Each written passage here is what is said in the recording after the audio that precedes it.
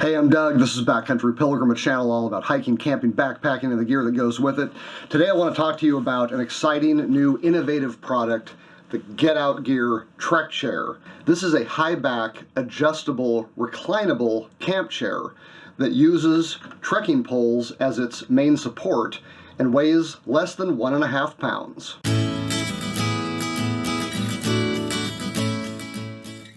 Now, for purposes of full disclosure, I do want to point out that John at Get Out Gear sent me this chair for free for review. I am going to be going over the objective stats on it and the specs and all that kind of thing. I have been using the chair. I've taken it out on more than one trip, but I'm also going to discuss a significant failure that happened to me during testing. If you don't feel like watching to the end of the video, I will simply say this, that I do think that it was a one-time thing. I have put this chair through the same kind of stress test that I put the first one through. It had no trouble whatsoever, and I am confident in the quality of this particular product. All right, let's get into it. About 1.5 years ago, I got a Get Out Gear blanket that I put up against my Lazy Bear blanket in a video that I'll link to in the description below, and I was impressed with it. It was a great blanket. But more importantly, at that time, they announced that they were going to be producing a new product called the Trek Chair. And I was part of the Facebook online VIP community, and we waited with great expectations for this chair to come out. The Indigo campaign blew out in like a number of hours. Took a while to get here though.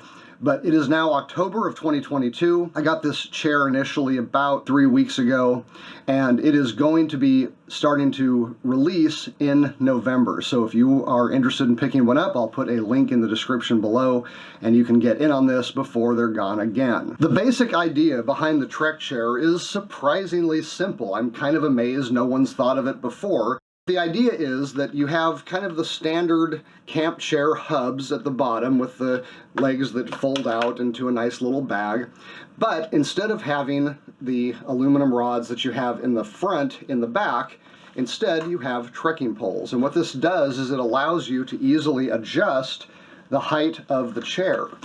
So you can actually just raise and lower your poles, and that changes the configuration of the chair's ergonomics. So this can be a high back chair that keeps you fairly upright, or you can actually kind of lay back and recline in it, which is pretty amazing at the end of a hard hike. Another thing I love about this is that during setup, it's a lot easier to get these poles into the receptacles of the chair than a regular type chair, which really relies on tension in order to hold its shape. Because the trekking poles start off unextended, you just slip these on without any kind of tension pull whatsoever, and then you simply add tension by raising the poles and snapping them shut. It's super easy. Not only is this chair extremely comfortable, but it is also very lightweight. The chair, minus the trekking poles, weighs less than 1.5 pounds. I think it comes in at 22 ounces. So you're not looking at a huge weight penalty for the extra size of this chair. Now, when it comes to the poles, to be perfectly honest, I was not expecting much. I figured this is where they're gonna save some money. These are probably just gonna be some cheap junk trekking poles. Wow, was I wrong. As it turns out, these are actually the best trekking poles that I own. These heavy-duty carbon trekking poles weigh in at just over 1 pound, although they are 50% thicker than standard single wall poles. They are all metal construction flip locks, and they have my favorite cork handle with the EVA foam secondary for a shorter grip. Add in tungsten tips and felt-lined handle straps, and you have got something very nice. Now, you can get these poles, which Get Out Gear calls goat sticks, separately, but if you buy the chair for $199, the poles are included. And that means that you can get this entire chair, including the trekking poles, for the same price as the Black Diamond carbon corks, which weigh the same and cost the same without the chair. I have taken these poles on several adventures now, on trail, off trail, and including a 4-day trip through Desolation Wilderness, one of the rockiest, hardest terrains I have ever been on. If that isn't going to kill the poles, nothing will, and they perform flawlessly. In fact, even before interviewing John, I noticed how little vibration the poles had, and when I talked to him, he explained to me that that's because the carbon is so much thicker than in regular poles. Get Out Gear spared no expense with these trekking poles. They are deluxe. I have absolutely no trouble recommending them. I would put them up against any other pole on the market. As far as comfort goes, I have not found anything that beats the Get Out Gear Trek Chair. A couple videos back, I decided to upgrade my cheaper camp chair. I looked at the Helinox Chair Zero and the REI FlexLite. Neither chair felt very comfortable to me. I always felt like it was rubbing against my shoulder blades weird, or the chair wasn't very stable. I found the stability of the Trek chair to be extremely high for a number of reasons. Now, number one, you'll notice that the bar is 90 degrees offset from your Helinox type chair. But in this chair, it doesn't really matter because it's so wide that your legs actually become part of the support system, and you really don't notice very much tipping at all. And further, because it is stronger front to back, you are able to lean back pretty good, put a lot of weight on the back of the chair, and not have any worries about it tipping over, as you would if you had kind of the Helinox design. Now, as far as stability goes, I was told that this chair has been tested to 400 pounds static weight, and it is advertised as maxing out at 265 pounds. Now, I weigh about 215 on a bad day, so that puts me a solid 50 pounds below the weight limit of the chair, but this is where things got a little weird. After a successful trip to Yosemite, where the chair performed flawlessly, I had set it up in my studio, and I decided it was probably time to do a tip test. I wanted to see just how far the chair could lean before it fell over, and I sat down as usual, and I leaned one way and leaned the other, and as I leaned the other way and the chair started to tip, the front hub of the chair shattered into 3 or 4 pieces, dropped me right onto that crossbar, which, by the way, because it is running this way and not that way,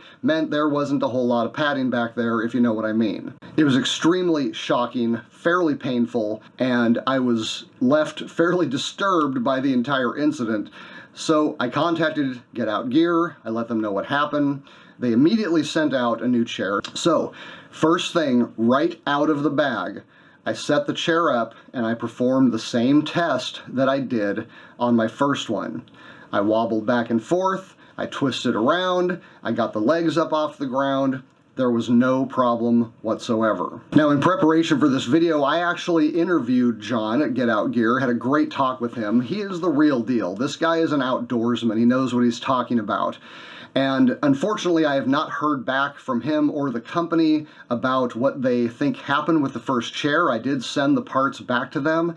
If I get a response at some point, I will put it in the community tab down there, so make sure you're a subscriber if you want to hear about what happened with the first chair. All right, before I go, let's deal with a couple frequently asked questions. The first one being, what if I have a trekking pole tent? For those of you unfamiliar with a trekking pole tent, the idea is it's an ultralight tent that relies on trekking poles instead of regular tent poles for its stability. Now, obviously, if you've only got one pair of trekking poles, they can't be holding up the tent and holding up the chair at the same time, so what do? Well, there are basically 2 solutions. Number one, you could replace the trekking poles in the trekking pole tent with tent poles. Now, some manufacturers of these ultralight tents do sell poles separate, and that's because some people don't hike with trekking poles, or they only hike with one, and they still want to be able to use that ultralight tent. If your tent has that option, that's one way you could go. The second option, which will save weight and money, is to simply set the tent up when you get to camp, and when you're ready to use the chair, just pop the poles out. Yes, the tent will collapse, but it's going to collapse in place and still protect anything that's inside of it. Set up your chair, use the chair. When you're done with the chair, put the poles back in the tent, and your shelter's ready. Since you're not going to be in the chair and in the tent at the same time, not too much of a problem. Another question is, can I use my own trekking poles? Well, the official answer is that these trekking poles have been set up, tested, and really made to work with this chair. Now, there are many trekking poles that will work with the chair. You can contact the company to find out if yours will. However, at this time, the chair is not sold separately, so you're going to get those poles one way or the other. Well, I hope this video has helped you out. If it has, why don't you give it a like and subscribe to Backcountry Pilgrim if you're into hiking, camping, backpacking, and the gear that goes with it. Till next time, I'm Doug. Thanks for watching.